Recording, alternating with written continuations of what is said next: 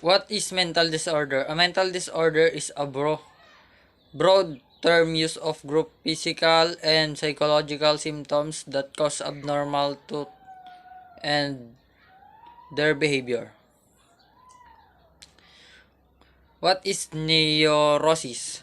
Neurosis is a class of fictional mental disorder involving distress but neither this delusion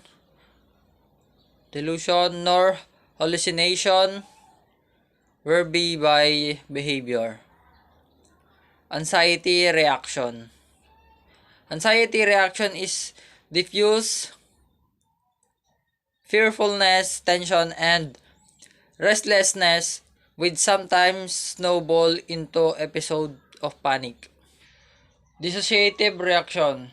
Dissociative reaction is a massive repression of dissociation of certain aspect of experience or memory. Conversation reaction. Conversation reaction is illustrates symbolic resolution of conflict. Phobic reaction. Phobic reaction refers to intense, irrational fear of specific objects. Obsessive compulsive reaction. Obsessive compulsion reaction has repetitive irrational truth, obsessions, and actions, compulsions which usually involve same symbolic effort at conflict resolution. Depressive reaction. Depressive reaction is refers in the depression usually accompanied by guilt feelings of inferiority. What is psychosis? Psychosis came from the word psycho for mind soul. Involution reaction. Involution reaction demonstrate severe depression during the involution period without previous history of psychosis. Affective reaction. There is a presence of inappropriately exaggerated mood and marked change in the activity level with associated truth disorder. Manic depressive reaction.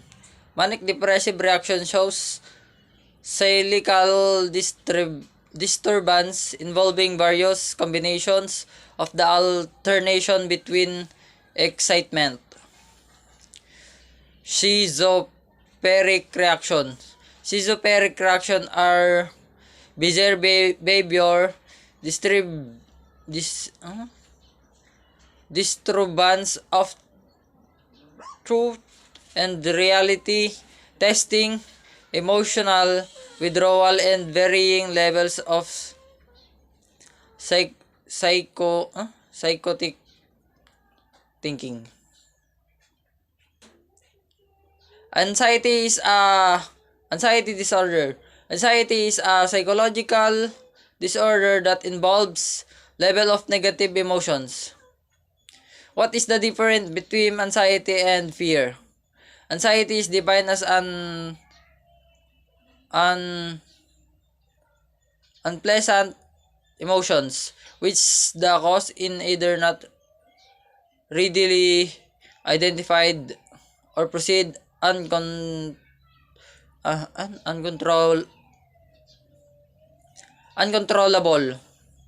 or unavoidable. What are the symptoms of anxiety disorder? First, feeling of panic, fear, and uneasiness. Uncontrollable obsessive thought. Repeated thought or flashback. Nightmares, realistic behavior, and etc. The level of fear usually inappropriate to the situation and may cause the person to avoid common everyday situations. Semi-specific phobias are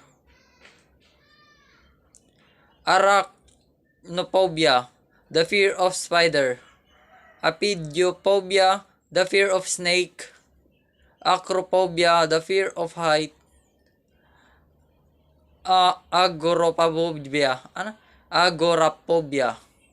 the fear of often crowded space; cynophobia, the fear of dog; astraphobia,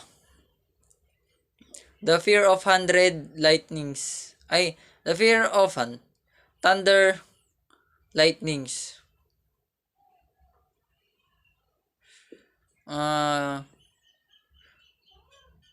Claustrophobia, the fear of enclosed space; mesophobia, the fear of germs; aerophobia, the fear of flying; trypophobia, the fear of holes; carcinophobia, the fear of cancer;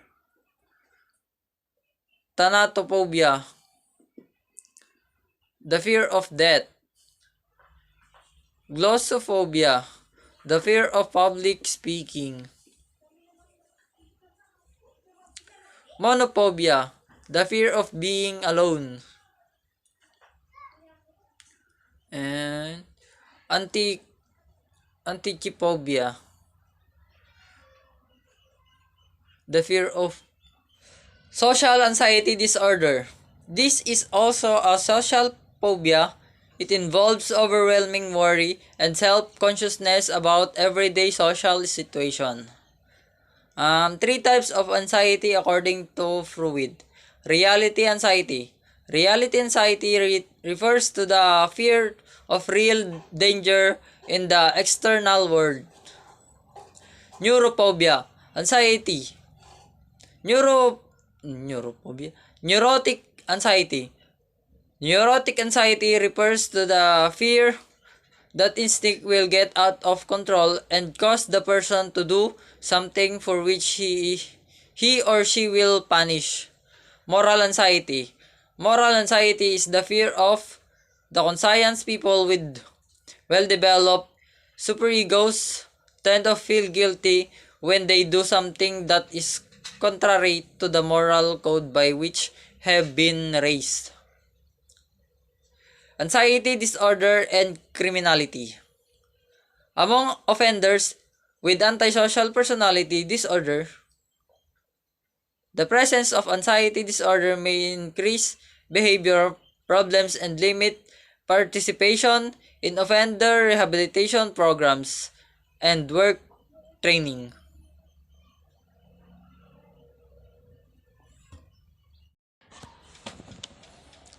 Seven types of delusional disorder. Persecutory type.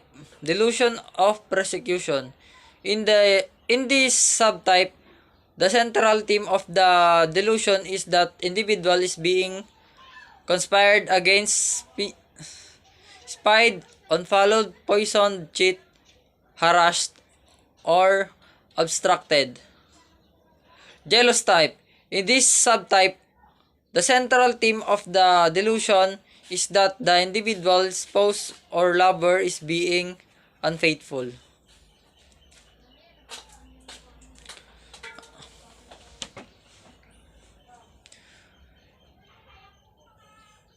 Erotic, Euromat, Euromatic type.